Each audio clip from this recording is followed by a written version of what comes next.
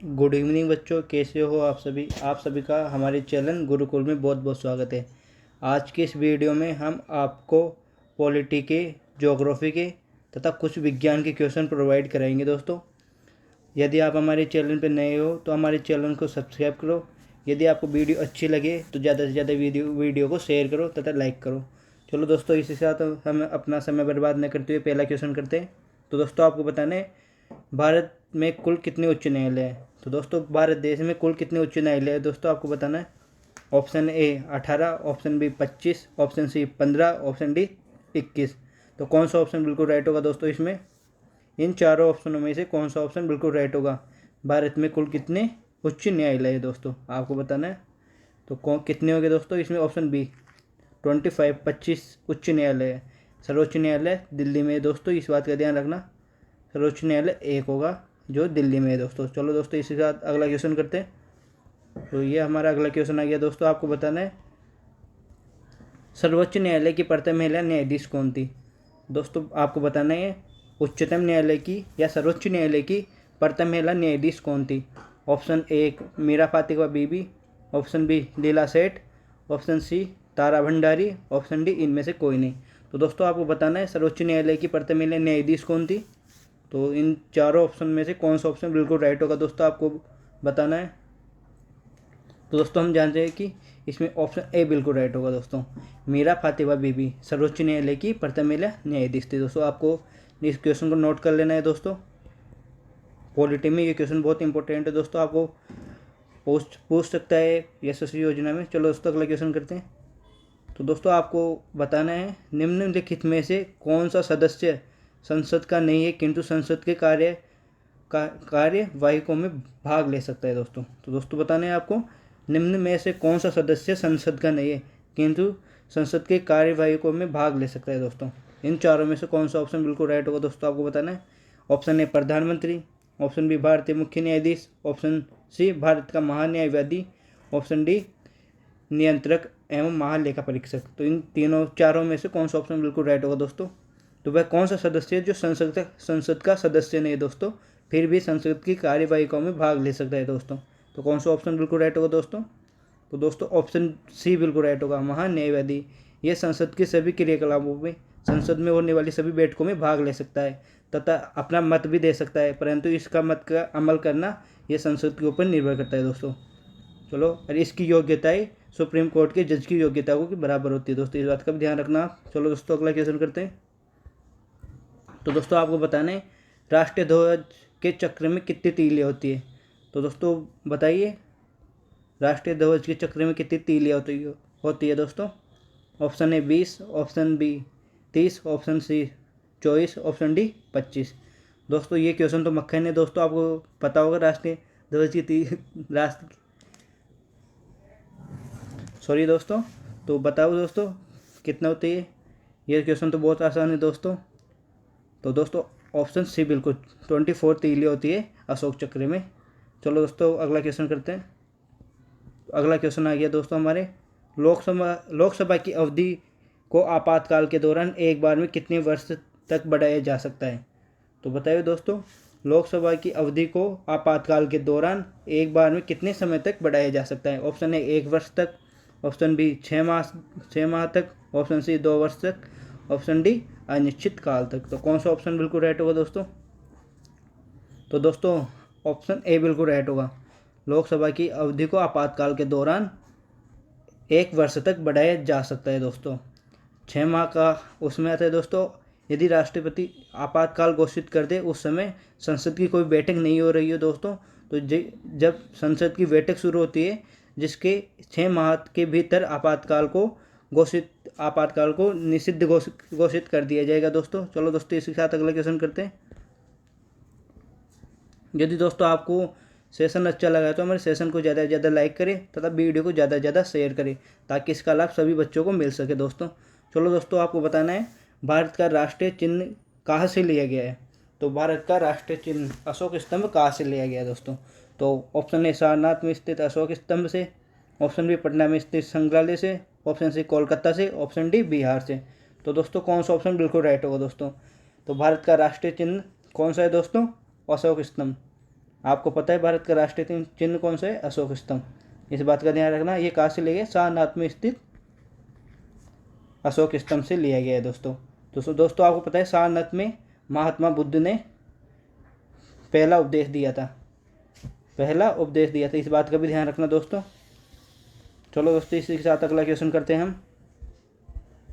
तो दोस्तों हमारा अगला क्वेश्चन है, सत्यमेव जयते राष्ट्रीय चिन्ह में कहाँ से अंकित है? तो आपको बताना है जो दोस्तों सत्यमेव जयते शब्द हमारे राष्ट्रीय चिन्ह अशोक स्तंभ में कहाँ पर अंकित है? तो ऑप्शन ए ऊपर, ऑप्शन बी सबसे नीचे, ऑप्शन सी सिंह के बीचों बीच, ऑप्शन डी कहीं नहीं। तो दोस्तों कौन सा ऑप्शन होगा? इन चारों में से आपको बताना है दोस्तों कि सत्यमेव जयते हमारे राष्ट्रीय चिन्ह अशोक स्तंभ के कहाँ पर अंकित है। तो दोस्तों हमें पता है कि कहाँ पर अंकित है। इसमें ऑप्शन बी बिल्कुल राइट हो जाएगी, सबसे नीचे। सत्यमेव जयते सबसे नीचे अंकित है दोस्तों। चलो दोस्तों अगला क्वेश्चन करते हैं इसी के साथ। तो दोस्तों आपको अगले क्वेश्चन में बताना है दोस्तों। तो अपना अगला क्वेश्चन आ गया दोस्तों। तो आपको बताना है जन गण मन राष्ट्रीय गान को भारत ने कब अपनाया था दोस्तों? तो दोस्तों बताइए जन गण मन को भारत के राष्ट्रगान के रूप में कब अपनाया गया दोस्तों? इसमें कौन सा ऑप्शन बिल्कुल राइट होगा? Option A 1948, option B 1949, option C 1950, option D 1951। तो इन चारों ऑप्शन में से कौन सा ऑप्शन बिल्कुल राइट होगा दोस्तों? आपको बताना है जन गण मन को राष्ट्रगान के रूप में कब अपनाया गया है। तो ऑप्शन सी बिल्कुल राइट होगा, 1950 को जन गण मन को भारत राष्ट्रगान के रूप में अपनाया गया है दोस्तों। चलो दोस्तों इसके साथ अगला क्वेश्चन करते हैं हम। दोस्तों आपका अगला क्वेश्चन है 1919 के अधिनियम को किस नाम से जाना जाता है? तो दोस्तों आपको बताना है 1919 के अधिनियम को किस नाम से जाना जाता है। ऑप्शन ए मार्लिमेंटो सुधार, option B Montagu Chelmsford, option C Irwin समझौता, ऑप्शन डी इनमें से कोई नहीं। तो दोस्तों इन चारों में से कौन सा ऑप्शन बिल्कुल राइट होगा? आपको बताना है 1919 के अधिनियम को किस नाम से जाना जाता है। तो चार ऑप्शन में से कौन सा ऑप्शन बिल्कुल राइट होगा दोस्तों? तो दोस्तों हम जानते हैं कि 1919 अधिनियम को मांगटेंगू चेम्सफोर्ड के नाम से जाना जाता है दोस्तों। इस बात का ध्यान रखना। चलो दोस्तों इसी के साथ अगला क्वेश्चन करते हैं। तो बताओ दोस्तों हमारा अगला क्वेश्चन आ गया। तो बताइए राज्य में मनी बिल प्रस्तुत किया जा सकता है? तो दोस्तों आपको बताना है राज्य में मनी बिल वित्त विधेयक दोस्तों। मनी बिल का मतलब यहाँ पे वित्त विधेयक है दोस्तों। तो वित्त विधेयक किसके द्वारा प्रस्तुत किया जा सकता है? तो दोस्तों बताइए कौन करता है वित्त विधेयक? दोनों सदनों में से कोई भी सदन, दोनों में एक साथ, केवल विधानसभा, केवल उच्च सदन। तो कौन सा ऑप्शन बिल्कुल राइट होगा दोस्तों इन चारों में से? तो दोस्तों आपको बताना है राज्य में वित्त विधेयक कौन पारित करता है दोस्तों? तो दोस्तों हम जानते हैं कि राज्य में कौन करता है? विधानसभा। और केंद्र में कौन करता है? लोकसभा दोस्तों। इस बात का भी ध्यान रखना दोस्तों। चलो दोस्तों इसी के साथ अगले क्वेश्चन करते हैं हम। तो दोस्तों आपको बताना है विमान किस परत में उड़ते हैं दोस्तों? तो दोस्तों आपको पता होगा कि हमारी वायुमंडलीय परतों को 5 भागों में विभाजित किया गया है। तो आपको बताना है कि विमान उन 5 परतों में से कौन सी परत में उड़ते हैं दोस्तों? सौर मंडल में उड़ते हैं, सप्ताह मंडल में उड़ते हैं, आयन मंडल में उड़ते हैं या मध्य मंडल में उड़ते हैं? इन चारों में से कौन सा ऑप्शन बिल्कुल राइट होगा दोस्तों? तो विमान कौन से मंडल में उड़ते हैं दोस्तों आपको बताना है।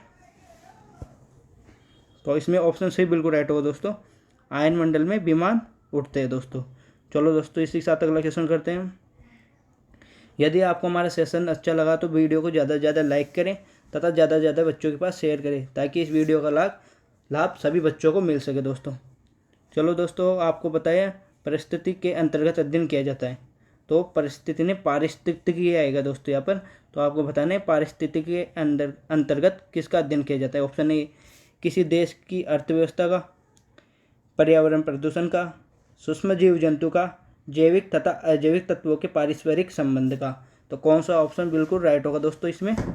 तो दोस्तों आपको पता होगा इसका उत्तर। तो इसमें ऑप्शन डी आ जाएगा दोस्तों, जैविक तथा अजैविक तत्वों के पारस्परिक संबंधों का अध्ययन किया जाता है परिस्थिति के तंत्र में। चलो दोस्तों इसके साथ अगला क्वेश्चन करते हैं हम। तो दोस्तों आपको बताना है अपघटक जीव क्या है? अपघटक जीव है। तो इन चारों में से कौन सा अपघटक जीव है दोस्तों, आपको बताना है। ऑप्शन ए कवक, ऑप्शन बी जीवाणु, ऑप्शन सी मृतजीवी, ऑप्शन डी सभी। तो कौन सा ऑप्शन बिल्कुल राइट होगा दोस्तों इसमें? तो दोस्तों आपको पता होगा कि ये सभी कवक, जीवाणु और मृतजीवी, ये सभी कौन से जीव है? अपघटक जीव है। इस बात का आपको पता होगा दोस्तों। चलो दोस्तों इसी के साथ अगला क्वेश्चन करते हैं हम। दोस्तों आपको बताना है कौन सी चट्टानों में जीवाश्म विद्यमान होते हैं। तो आपको बताना है इनमें से कौन सी चट्टानें हैं जिसमें जीवाश्म विद्यमान होता है। तो दोस्तों कौन सा ऑप्शन बिल्कुल राइट होगा? ऑप्शन ए कायांतरित चट्टानें, ऑप्शन बी अवसादी चट्टानें, ऑप्शन सी आग्नेय चट्टानें और ऑप्शन डी ये सभी। तो कौन सा ऑप्शन बिल्कुल राइट होगा दोस्तों? तो जीवाश्म किस में पाया जाता है दोस्तों, आपको बताना है कौन सी चट्टानों में जीवाश्म मिलते हैं दोस्तों। तो ऑप्शन सी बिल्कुल राइट होगा दोस्तों, आग्नेय चट्टानों में जीवाश्म पाया जाता है दोस्तों, आग्नेय चट्टानों में। इस क्वेश्चन को ध्यान रखना दोस्तों। चलो दोस्तों इसी के साथ अगला क्वेश्चन करते हैं हम। तो बताओ बच्चों, उष्णकटिबंधीय चक्रवात कौन सा है इसमें? इन सभी में उष्णकटिबंधीय चक्रवात कौन सा है? ऑप्शन ए हरिकेन है, ऑप्शन बी टॉर्नेडो है, ऑप्शन बी टाइफून है, ऑप्शन डी सभी। तो कौन सा ऑप्शन बिल्कुल राइट होगा दोस्तों इसमें? तो दोस्तों बताना है उष्णकटिबंधीय चक्रवात कौन सा है इसमें। तो दोस्तों ये सभी उष्णकटिबंधीय चक्रवात है दोस्तों, हरिकेन, टॉर्नेडो तथा टाइफून कौन सा है? उष्णकटिबंधीय चक्रवात। इस बात का ध्यान रखना। तो इसमें ऑप्शन डी बिल्कुल राइट होगा दोस्तों, ऑप्शन डी बिल्कुल राइट होगा। तो दोस्तों इसी के साथ हम अगला क्वेश्चन करते हैं। तो दोस्तों आपको बताना है कौन सा चक्रवात सर्वाधिक विनाशकारी होता है। तो आपको पता होगा दोस्तों इसका उत्तर कि कौन सा चक्रवात सर्वाधिक विनाशकारी होता है। तो दोस्तों आपको ऐसे तो पता होगा कि सभी चक्रवात विनाशकारी होता है, परंतु इनमें से सर्वाधिक विनाशकारी करने वाला कौन है दोस्तों? तो सर्वाधिक विनाश करने वाला चक्रवात है दोस्तों ऑप्शन सी टाइफून। दोस्तों इस बात का ध्यान रखना, टाइफून सर्वाधिक विनाश करने वाला चक्रवात है दोस्तों। चलो दोस्तों इसी के साथ अगला क्वेश्चन करते हैं। तो दोस्तों आपको बताना है भूकंप की तीव्रता को मापा जाता है। तो किस में भूकंप की तीव्रता को मापा जाता है दोस्तों? Option A seismograph, option B cardiograph, option C electrograph, option D इनमें से कोई नहीं। तो दोस्तों कौन सा ऑप्शन बिल्कुल राइट होगा? भूकंप की तीव्रता को किस में मापा जाता है दोस्तों? तो दोस्तों आपको पता होगा इसका उत्तर। तो ऑप्शन ए बिल्कुल राइट होगा दोस्तों, सिस्मोग्राफ में भूकंप की तीव्रता को मापा जाता है दोस्तों। चलो दोस्तों इसी के साथ अगला क्वेश्चन करते हैं हम। तो दोस्तों आपको बताना है सुनामी शब्द किस भाषा का शब्द है। तो सुनामी शब्द किस भाषा से लिया गया है दोस्तों, आपको ये बताना है सुनामी शब्द किस भाषा से लिया गया है दोस्तों। तो option A Latin, option B French, option C अरबी, ऑप्शन डी जापानी। तो सुनामी शब्द कौन सा शब्द है दोस्तों, कौन सी भाषा का शब्द है? तो जापानी भाषा का शब्द है दोस्तों, इस बात का ध्यान रखना आप। चलो दोस्तों इसी के साथ अगला क्वेश्चन करते हैं हम। तो दोस्तों आपको बताना है सर्वाधिक भूकंप कहाँ पर आते हैं। तो दोस्तों आपको इसका तो पता होगा कि सर्वाधिक भूकंप कहाँ पर आता है दोस्तों। तो सर्वाधिक भूकंप कहाँ पर आता है दोस्तों? Option A Philippines, option B Japan, option C दक्षिण कोरिया, ऑप्शन डी इंडोनेशिया। इन चारों देशों में से कहाँ पर सर्वाधिक भूकंप आते हैं दोस्तों, आपको इसका उत्तर देना है दोस्तों। तो दोस्तों इसका उत्तर तो आपको पता ही होगा दोस्तों, ऑप्शन बी जापान। जापान बिल्कुल राइट होगा दोस्तों। तो सर्वाधिक भूकंप कहाँ पर रहते हैं दोस्तों? जापान में आते हैं। चलो दोस्तों इसी के साथ अगला क्वेश्चन करते हैं हम। तो दोस्तों आपको बताना है जिब्राल्टर की संधि किन दो देशों के मध्य हुई दोस्तों। तो दोस्तों कौन से ऑप्शन बिल्कुल राइट होगा? जिब्राल्टर की संधि किन दो देशों के मध्य हुई? ऑप्शन ए स्पेन एवं अल्जीरिया, ऑप्शन बी स्पेन एवं मोरक्को, ऑप्शन सी पुर्तगाल एवं अल्जीरिया, ऑप्शन डी पुर्तगाल एवं मोरक्को।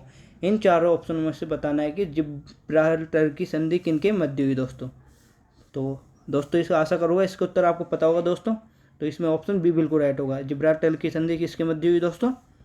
स्पेन और मोरक्को के मध्य। चलो दोस्तों इसके साथ अगला क्वेश्चन करते हैं हम। तो अगला क्वेश्चन दोस्तों हमारा अगला क्वेश्चन आ गया कि आपको बताना है दोस्तों भूकंपीय तरंगों का सर्वप्रथम प्रभाव कहाँ महसूस होता है। तो दोस्तों आप भूकंपीय तरंगे होती है दोस्तों, भूकंप आता है तो उसका सर्वप्रथम प्रभाव कहाँ पर महसूस होता है आपको। तो ऑप्शन ए अभिकेंद्र में, ऑप्शन बी भूकंप मूल में, ऑप्शन सी मूल बिंदु में, ऑप्शन डी अधिकेंद्र में। तो कौन सा आंसर बिल्कुल राइट होगा दोस्तों, आपको बताना है इसमें। तो दोस्तों आपको पता होगा कि भूकंपीय तरंगों का सर्वाधिक सबसे पहले प्रभाव कहाँ पर पड़ता है दोस्तों।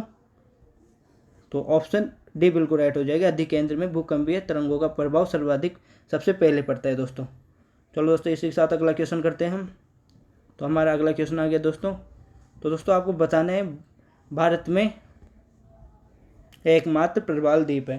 तो दोस्तों कौन सा ऑप्शन बिल्कुल राइट होगा? भारत में एकमात्र प्रवाल द्वीप है दोस्तों। तो कौन सा ऑप्शन बिल्कुल राइट होगा? Option A Kochi, option B Lakshadweep, option C Andaman, option D Nicobar.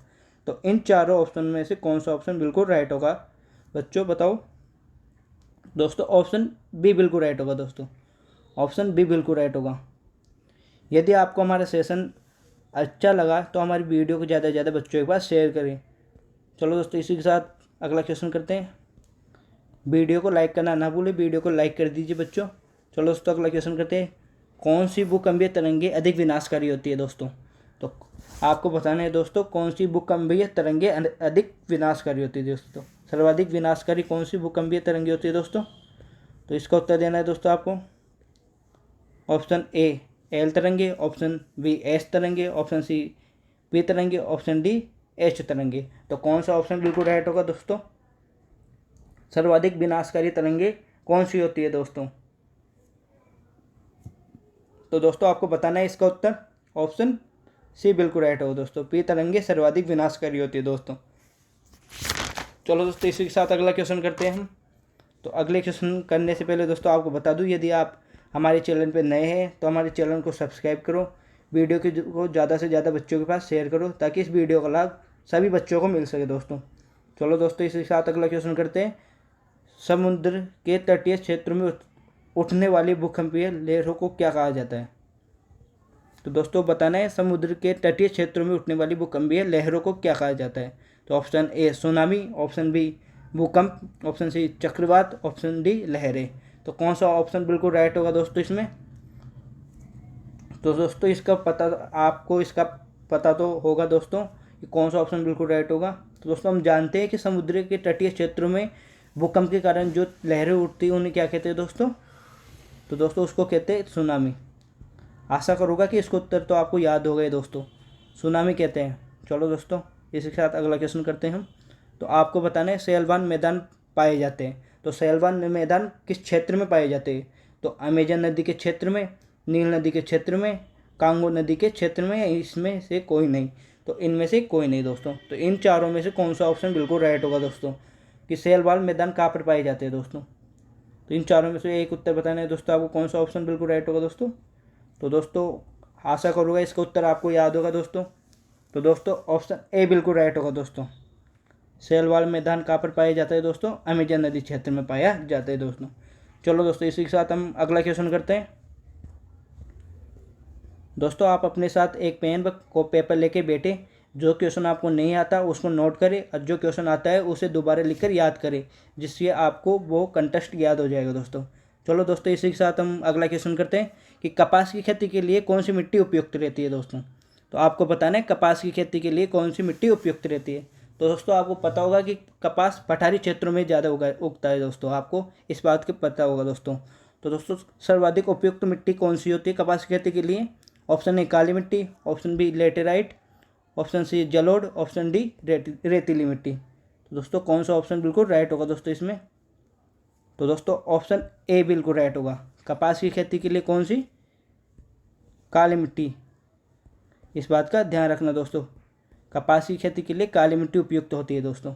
चलो दोस्तों इसी के साथ अगला क्वेश्चन करते हैं हम। तो दोस्तों आपको बताना है भारत में किस मिट्टी की सर्वाधिक विस्तार है। तो भारत में कौन सी मिट्टी है जिसका सर्वाधिक विस्तार है दोस्तों? ऑप्शन ए जलोढ़ मिट्टी, ऑप्शन बी लाल, option C laterite, option D मरुस्थलीय। तो दोस्तों कौन सा ऑप्शन बिल्कुल राइट होगा दोस्तों, आपको बताना है। तो इसमें कौन सा ऑप्शन बिल्कुल राइट होगा दोस्तों? तो इन चारों ऑप्शन में से कौन सा ऑप्शन बिल्कुल राइट होगा कि सर्वाधिक विस्तार वाली मिट्टी कौन सी है दोस्तों?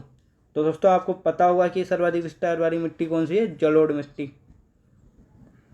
इस बात का ध्यान रखना है, ये नदियों द्वारा बहाकर लाई जाती है दोस्तों, नदियों के द्वारा बहाकर लाई जाती है दोस्तों, इस बात का भी ध्यान रखना। चलो दोस्तों मरुस्थलीय मिट्टी कहाँ पर पाई जाती है दोस्तों? राजस्थान में, गुजरात में, इन दो क्षेत्रों में मरुस्थलीय मिट्टी पाई जाती है दोस्तों, इस बात का भी ध्यान रखना। चलो दोस्तों अगला क्वेश्चन करते हैं। कि भारत में खनिजों का अजायबघर किसे कहते हैं। तो भारत में खनिजों का अजायबघर किसे कहते हैं, कौन सा राज्य है जो खनिजों का अजायबघर कहलाता है दोस्तों। तो कौन सा ऑप्शन होगा, option A Bihar, option B Orissa, option C MP, option D Rajasthan. तो इनमें से कौन सा ऑप्शन होगा दोस्तों। तो दोस्तों आशा करूँगा इसका उत्तर तो आता ही होगा आपको। तो दोस्तों इसमें होगा ऑप्शन डी राजस्थान। राजस्थान में अरावली क्षेत्र को दोस्तों, किसको, अरावली क्षेत्र को खनिजों का अजायबघर कहा जाता है दोस्तों। चलो दोस्तों इसी के साथ अगला क्वेश्चन करते हैं हम। दोस्तों आपको बताना है जावर खान कहाँ स्थित है। तो जावर की खान है दोस्तों कहाँ पर स्थित है। ऑप्शन ए राजस्थान में, ऑप्शन बी बिहार में, ऑप्शन सी एमपी में, ऑप्शन डी गुजरात में। इन चारों में से कौन सी जावर की खान कहाँ पर स्थित है। तो दोस्तों आशा करूँगा इसका उत्तर तो आता ही होगा आपको। जावर की खान ऑप्शन ए बिल्कुल राइट होगा दोस्तों। जावर की खान कहाँ पर है, राजस्थान में। ये किसके लिए प्रसिद्ध है, ये शीशे और जस्ते के लिए प्रसिद्ध है दोस्तों, इस बात का भी ध्यान रखना। शीशे और जस्ते के लिए प्रसिद्ध है। इसकी खोज कब हुई थी दोस्तों, ये इसकी खोज राणा लाखा के समय हुई थी, इस बात का भी ध्यान रखना दोस्तों। इसकी खोज कब हुई थी, राणा लाखा के समय हुई थी। चलो दोस्तों इसी के साथ अगला क्वेश्चन करते हैं। तो आपको बताना है जुड़वा खनिज कौन सा है दोस्तों। तो जुड़वा खनिज कौन सा है दोस्तों, तांबा एवं टिन, सीसा जस्ता, सोना चांदी, लोहा कोयला। तो इनमें से जुड़वा खनिज कौन सा है दोस्तों, आपको बताना है इन चारों में से कौन सा ऑप्शन बिल्कुल राइट होगा। तो जुड़वा खनिज के नाम से किसे जाना जाता है दोस्तों, तो ऑप्शन बी बिल्कुल राइट होगा दोस्तों। जुड़वा खनिज शीशे व जस्ते को कहा जाता है दोस्तों। चलो दोस्तों अगला क्वेश्चन करते हैं इसी के साथ। तो दोस्तों आपको बताना है विद्युत का सर्वाधिक अंश किससे प्राप्त होता है दोस्तों। तो विद्युत का सर्वाधिक अंश कौन सा है दोस्तों, या विद्युत का सर्वाधिक अंश किससे प्राप्त होता है, तापीय ऊर्जा से, सौर ऊर्जा से, भूतापीय ऊर्जा से या पवन ऊर्जा से। तो इन चारों में से कौन सा ऑप्शन बिल्कुल राइट होगा दोस्तों। आपको बताना है विद्युत का सर्वाधिक अंश किससे प्राप्त होता है। तो दोस्तों कौन सा ऑप्शन बिल्कुल राइट होगा इसमें, इन चारों में से ऑप्शन ए बिल्कुल राइट होगा दोस्तों। तापीय ऊर्जा, तापीय ऊर्जा से विद्युत का सर्वाधिक अंश प्राप्त होता है दोस्तों। चलो दोस्तों इसी के साथ अगला क्वेश्चन करते हैं। तो दोस्तों आपको बताना है परमाणु ऊर्जा आयोग की स्थापना कब की गई दोस्तों। आपको बताना है दोस्तों परमाणु ऊर्जा आयोग की स्थापना कब की गई। Option A 1969, option B 1974, option C 1977, option D 1980। इन चारों में से कौन सा ऑप्शन बिल्कुल राइट होगा दोस्तों, आपको बताना है परमाणु ऊर्जा आयोग की स्थापना कब की गई दोस्तों। तो दोस्तों ऑप्शन ए बिल्कुल राइट हो जाएगा, इस बात का भी ध्यान रखना, ऑप्शन ए बिल्कुल राइट हो जाएगा। चलो दोस्तों इसी के साथ अगला क्वेश्चन करते हैं। तो भारत में सर्वाधिक बायोमास ऊर्जा संयंत्र कहाँ पर है दोस्तों। तो भारत में सर्वाधिक बायोमास ऊर्जा संयंत्र कहाँ पर है दोस्तों। Option A Uttar Pradesh, option B Maharashtra, option C Gujarat, option D Rajasthan. तो सर्वाधिक बायोमास ऊर्जा संयंत्र कहाँ पर है दोस्तों, आपको इसका उत्तर तो पता होगा दोस्तों। सर्वाधिक बायोमास ऊर्जा संयंत्र कौन से राज्य में है। तो सर्वाधिक बायोमास ऊर्जा संयंत्र कहाँ पर है, उत्तर प्रदेश में। चलो दोस्तों इसका उत्तर आपको याद होगा। चलो दोस्तों इसी के साथ अगला क्वेश्चन करते हैं। तो आपको बताना है भारत की सबसे ऊंची चोटी कौन सी है दोस्तों। तो भारत की सबसे ऊंची चोटी कौन सी है। Option A K2 Godwin, option B Kanchenjunga, option C Guru Shikhar, option D mount Abu. तो इन चारों में से कौन सा ऑप्शन बिल्कुल राइट होगा दोस्तों। आशा करता हूँ कि इसका उत्तर आप बिल्कुल सही दोगे दोस्तों। तो कौन सा ऑप्शन बिल्कुल राइट होगा दोस्तों। तो भारत की सबसे ऊंची चोटी कौन सी है दोस्तों। दोस्तों भारत की सबसे ऊंची चोटी कौन सी है, K2 गॉडविन, K2 गॉडविन। इस बात का ध्यान रखना भी, ये भारत की सबसे ऊंची चोटी है। माउंट आबू विश्व की सबसे ऊंची चोटी है दोस्तों। किसकी, विश्व की सबसे ऊंची चोटी है, इस बात का ध्यान रखना। ये कहाँ पर है, नेपाल में। ये भारत में स्थित नहीं है दोस्तों, इस बात का भी ध्यान रखना। ये कहाँ पर है, नेपाल में। कंचनजंगा सेकंड नंबर की सबसे ऊंची चोटी है भारत की, इस बात का भी ध्यान रखना। गुरु शिखर राजस्थान की सबसे ऊंची चोटी है, इस बात का भी ध्यान रखना। चलो दोस्तों इसी साथ अगला क्वेश्चन करते हैं। तो दोस्तों आपको बताना है हिमालय पर्वत तथा थार के मरुस्थल किसका अवशेष माना जाता है। तो हिमालय पर्वत तथा थार का मरुस्थल दोस्तों, ये किसका अवशेष माना जाता है दोस्तों। यहाँ पर थार का मरुस्थल है दोस्तों, धार का नहीं, ये प्रिंटिंग मिस्टेक है। तो दोस्तों यहाँ पर थार का मरुस्थल, तो थार का मरुस्थल किसका अवशेष माना जाता है। Option A Gondwana land, option B Angara land, option C 33 महासागर और ऑप्शन डी आपको इन तीनों में से बताना है दोस्तों। ऑप्शन डी यहाँ पर मिसिंग है, तो इन तीनों में से कौन सा ऑप्शन बिल्कुल राइट होगा। तो ऑप्शन डी में डाल देता हूँ दोस्तों, हिंद महासागर, हिंद सागर। तो इनमें से कौन सा ऑप्शन बिल्कुल राइट होगा दोस्तों? तो दोस्तों आपको पता है ना कि हिमालय पर्वत तथा थार का मरुस्थल 33 महासागर का अवशेष माना जाता है, 33 महासागर का अवशेष माना जाता है। चलो दोस्तों इसी के साथ अगला क्वेश्चन करते हैं हम। तो इसी के साथ हमारा अगला क्वेश्चन आ गया कि नाथुला दर्रा किसको आपस में जोड़ता है? तो कौन कौन से क्षेत्र को नाथुला दर्रा आपस में जोड़ता है दोस्तों? तो option A Chennai Kochi, option B Darjeeling व तिब्बत, ऑप्शन सी लेह व लद्दाख, ऑप्शन डी बेंगलुरु व मंगलूर। तो कौन सा ऑप्शन बिल्कुल राइट होगा दोस्तों? नाथुला दर्रा किसको आपस में जोड़ता है दोस्तों? तो नाथुला दर्रा किसको आपस में जोड़ता है दोस्तों? तो हम जानते हैं कि बेंगलुरु व मंगलूर को आपस में नाथुला दर्रा जो है जोड़ा जाता है। इस बात का ध्यान रखना, इस क्वेश्चन को नोट कर लेना दोस्तों, परीक्षा की दृष्टि ये क्वेश्चन इंपॉर्टेंट है दोस्तों। चलो दोस्तों इसके साथ अगला क्वेश्चन करते हैं। तो आपको बताना है भारत में सर्वाधिक तटीय सीमा वाला राज्य कौन सा है दोस्तों? भारत में सर्वाधिक तटीय सीमा वाला राज्य कौन सा है? Option A Andhra Pradesh, option B Gujarat, option C Maharashtra, option D Kerala. इन चारों में से कौन सा ऑप्शन बिल्कुल राइट होगा दोस्तों? भारत में सर्वाधिक तटीय सीमा वाला राज्य कौन सा है? तो दोस्तों हम जानते हैं सर्वाधिक तटीय सीमा वाला राज्य कौन सा है? गुजरात। गुजरात सर्वाधिक तटीय सीमा वाला राज्य है दोस्तों। चलो दोस्तों अगला क्वेश्चन करते हैं हम। तो आपको बताना है राजस्थान स्थापना दिवस कब मनाया जाता है दोस्तों? तो राजस्थान स्थापना दिवस कब मनाया जाता है दोस्तों?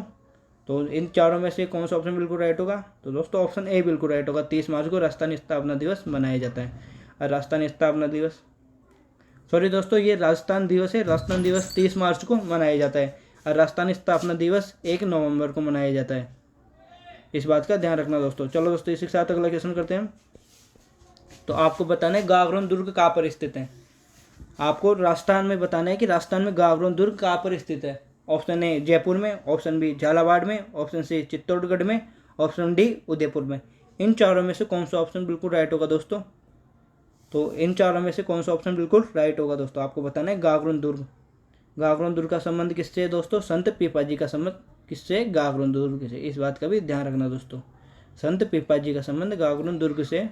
तो इनमें से कौन सा ऑप्शन बिल्कुल राइट होगा? तो ऑप्शन बी बिल्कुल राइट हो जाएगा दोस्तों, गागरोन दुर्ग झालावाड़ में है दोस्तों। चलो दोस्तों अगला क्वेश्चन करते हैं।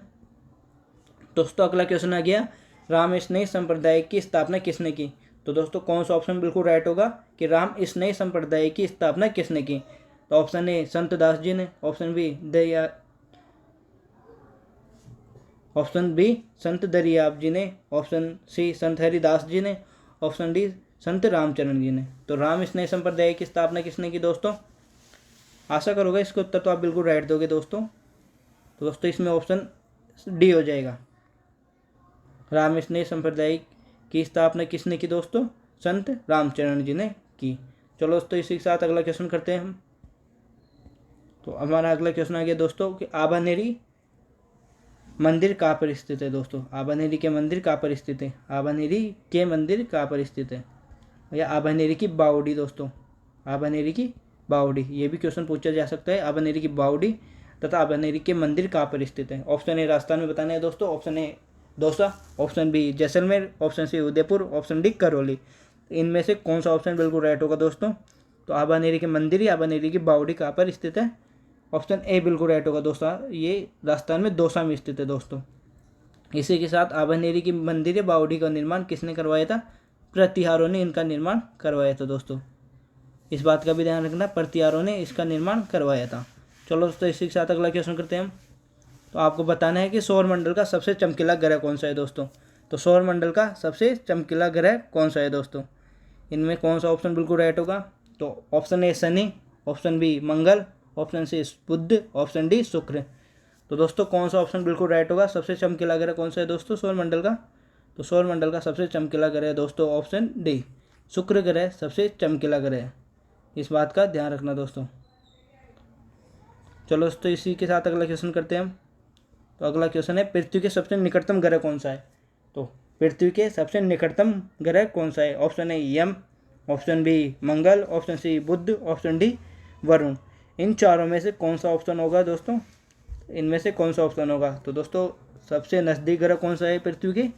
इन ऑप्शन में से सबसे नज़दीक ग्रह है मंगल, ऑप्शन बी बिल्कुल राइट होगा दोस्तों। यम को ग्रहों की श्रेणी से हटा दिया गया है दोस्तों, इस बात का भी ध्यान रखना। तो हटाया गया है, हटा दिया गया है दोस्तों, इस बात का ध्यान रखना, यम को ग्रहों की श्रेणी से हटा दिया गया है दोस्तों। चलो दोस्तों इसी के साथ तो दोस्तों आपको ये भी बताना है कि ग्रहों का सूर्य से क्रम के अनुसार दूरी कितनी है, दूरी बताइए दोस्तों। जैसे कि सूर्य से दूरी के आधार पर ग्रहों का क्रम बताइए दोस्तों। तो मैं बता देता हूँ दोस्तों। तो पहला है बुध, दूसरा है शुक्र, तीसरा पृथ्वी, चौथा मंगल, सॉरी दोस्तों, बुध शुक्र पृथ्वी मंगल बृहस्पति शनि अरुण और वरुण, यह है क्रम के आधार पर दोस्तों। चलो दोस्तों इसी के साथ अगला क्वेश्चन करते हैं हम।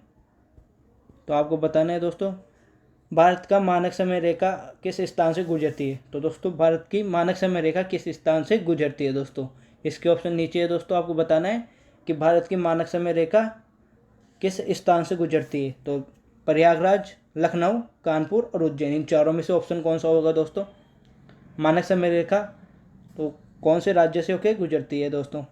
दोस्तों हमें पता है ये प्रयागराज जो वो मानक समय रेखा कहाँ से गुजरती है, प्रयागराज इलाहाबाद, इलाहाबाद को। तो दोस्तों इस बात का ध्यान रखना, कहाँ से गुजरती है, प्रयागराज इलाहाबाद से। चलो दोस्तों इसी के साथ अगला क्वेश्चन करते हैं। यहाँ पर बिट्स नहीं दोस्तों, इस बात का ध्यान रखना है, प्रिंटिंग मिस्टेक है, बेडच है दोस्तों, बेडच। तो बेडच नदी किसकी सहायक नदी है दोस्तों। इन नदियों में से बताना है कि बेडच नदी किसकी सहायक नदी है दोस्तों। Option A Banas, option B Luni, option C Sabarmati, option D Som. तो कौन सा ऑप्शन बिल्कुल राइट होगा दोस्तों कि बेडच नदी किसकी सहायक नदी है दोस्तों। तो दोस्तों आपको इसमें से बताना है कौन सा ऑप्शन बिल्कुल राइट होगा दोस्तों। ऑप्शन ए बिल्कुल राइट होगा।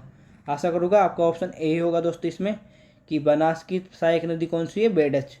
तो ये यहाँ पर कहाँ पर आके मिलती है, या इसमें आपको ये बताना है दोस्तों, कमेंट बॉक्स में बताना है कि ये नदी कहाँ पर आकर बनास में मिलती है दोस्तों।